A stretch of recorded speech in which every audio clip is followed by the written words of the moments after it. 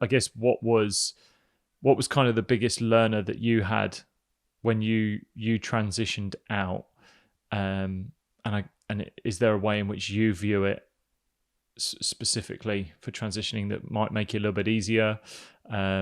Whether there's things that you feel that athletes should definitely be doing to make it that little bit easier?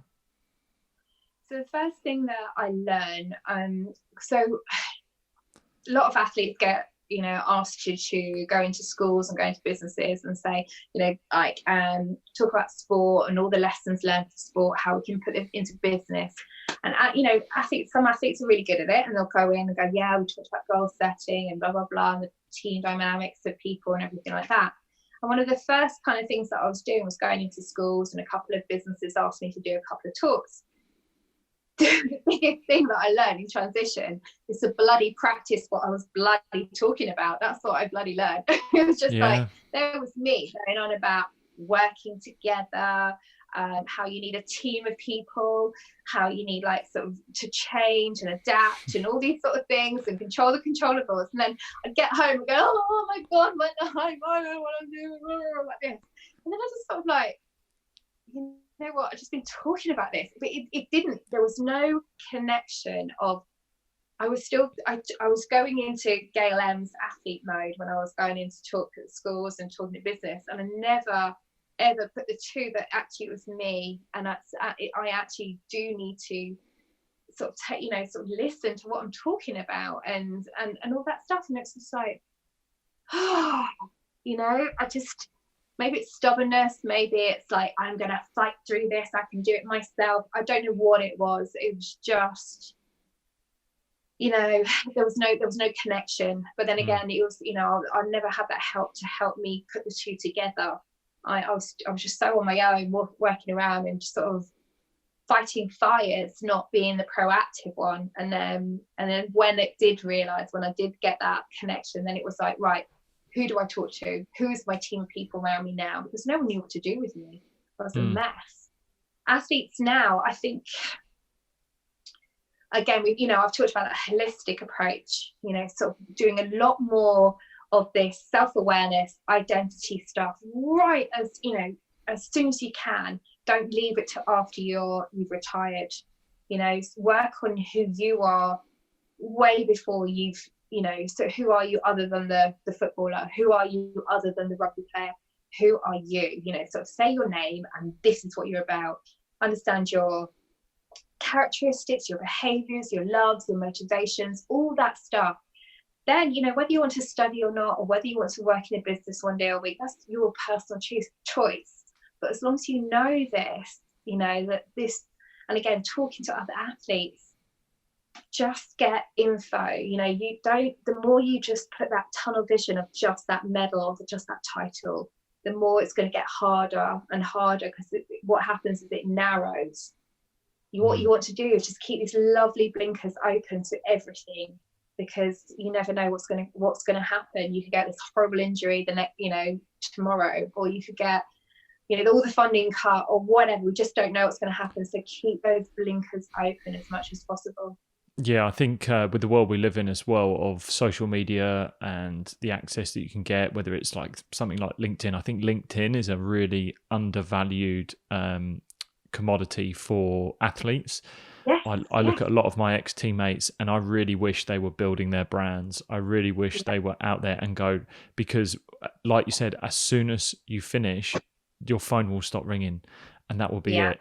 And then you'll have to start building that brand with what you've done, but you're not actively doing it. You won't have the power of people coming to you. You're going to have to go to them.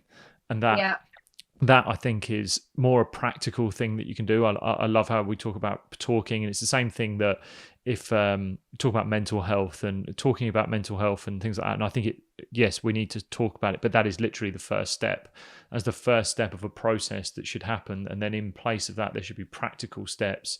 And like I said, for me, that's where like I like teaching these practical steps for people, so that you actually figure out what you're doing and understanding your self-awareness, who you are and how to manage it.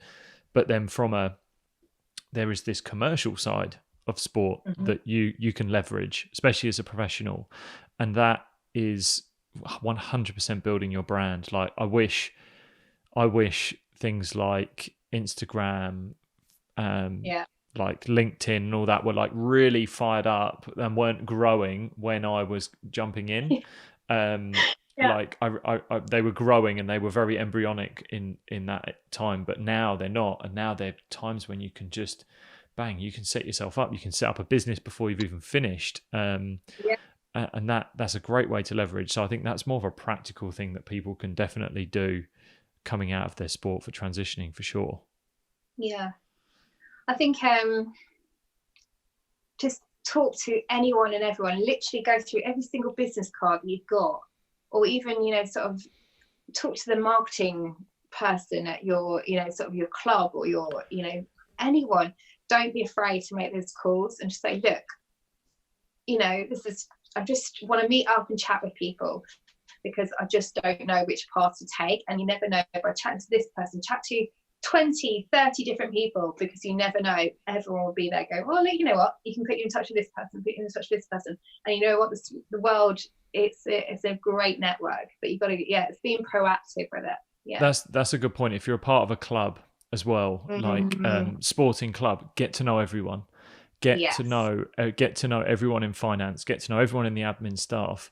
Don't go learn who they are, because I'm so thankful for, and it was when I was here in Adelaide, and it was one of the lessons I learned from Harvey, who I was living with. He's like my surrogate father out here, and he taught me. He was an ex-professional cricketer, he's a very wise man. He's like a mentor for me, and he said to me, he told me a story about an old professional cricketer, and when he played for Australia, and he went from playing state cricket, then played for Australia, and there was a guy that had brought him up as a young player, and then when he was playing for Australia and he was coming out the nets and from training, that guy brought him up, came up to say hello to him, and he just walked past him, and Harvey went and grabbed him and just said to him, you meet the same people on the way down as you do on the way up. Yeah. And like that just resonated with me so early on in my career, and I was like, I will treat everyone the same, and that's the one thing that I think you should definitely do. Don't put yourself on a pedestal. There is everyone in that in a club is looking out for you. That the end goal is there to look out for you, and if you look out for them, there will be someone in their network that could potentially help you out.